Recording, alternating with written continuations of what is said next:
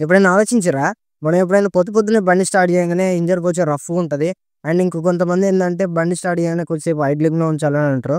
ఎందుకో నేను చెప్తా ఒకసారైతే ఈ వీడియో చూడండి.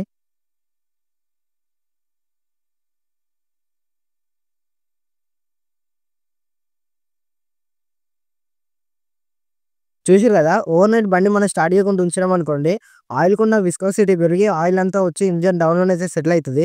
ఎప్పుడైతే పొద్దున్నే మనం బండి స్టార్ట్ చేసి కొద్దిసేపు ఐడ్లింగ్‌లో ఉంచినామనుకోండి, ఆయిల్‌కున్న విస్కోసిటీ నార్మల్‌కొచ్చి ఇంజిన్ మొత్తం సర్క్యులేట్ అయ్యి ఇంజిన్ అయితే లైఫ్ అయితే వస్తది.